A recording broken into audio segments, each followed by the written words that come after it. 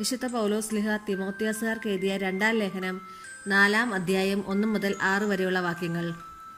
ദൈവത്തിൻ്റെ മുമ്പാകെയും ജീവിക്കുന്നവരെയും മരിച്ചവരെയും വിധിക്കാനിരിക്കുന്ന യേശുക്രിസ്തുവിൻ്റെ മുമ്പാകെയും അവൻ്റെ ആഗമനത്തിൻ്റെയും രാജ്യത്തിൻ്റെയും പേരിൽ ഞാൻ നിന്നെ ഇപ്രകാരം ചുമതലപ്പെടുത്തുന്നു.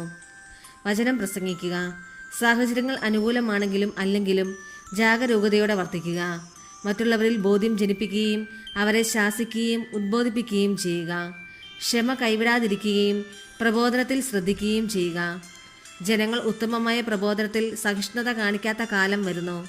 കേൾവിക്ക് ഇമ്പമുള്ളവയിൽ ആവേശം കൊള്ളുകയാൽ അവർ തങ്ങളുടെ അഭിരുചിക്ക് ചേർന്ന പ്രബോധകരെ വിളിച്ചുകൂട്ടും. അവർ സത്യത്തിന് നേരെ ചെവി അടച്ച് കെട്ടുകഥകളിലേക്ക് ശ്രദ്ധ തിരിക്കും. നീയാകട്ടെ എല്ലാ കാര്യങ്ങളിലും സമചിത്തത പാലിക്കുക. കഷ്ടതകൾ സഹിക്കുകയും സുവിശേഷകന്റെ ജോലി ചെയ്യുകയും നിന്റെ ശുശ്രൂഷ നിർവഹിക്കുകയും ചെയ്യുക. ഞാൻ ബലിയായി അർപ്പിക്കപ്പെടേണ്ട സമയം ആസന്നമായിരിക്കുന്നു. എൻ്റെ വേർപാടിൻ്റെ സമയം സമാഗതമായി. നമ്മുടെ കർത്താവായ മിശിഹായിക്ക് സ്തുതി. വിശുദ്ധ യോഹന്നാൻ അറിയിച്ച സുവിശേഷം 4-ാം അധ്യായം 27 മുതൽ 38 വരെയുള്ള വാക്യങ്ങൾ.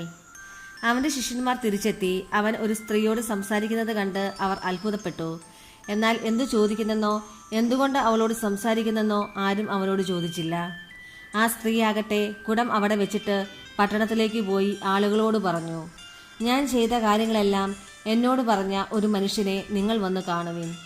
ഇവൻ തന്നെയായിരിക്കുമോ ക്രിസ്തു? അവർ പട്ടണത്തിൽ നിന്ന് പുറപ്പെട്ട് അവൻ്റെ അടുത്ത് വന്നു.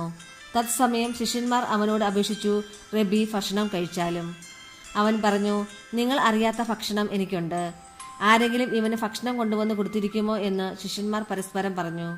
യേശു പറഞ്ഞു, എന്നെ അയച്ചവൻ്റെ ഇഷ്ടം പ്രവർത്തിക്കുകയും അവൻ്റെ ജോലി പൂർത്തിയാക്കുകയുമാണ് എൻ്റെ ഭക്ഷണം. 4 മാസം കൂടി കഴിഞ്ഞാൽ വിളവെടുപ്പ് ആയി എന്ന് നിങ്ങൾ പറയുന്നില്ലേ?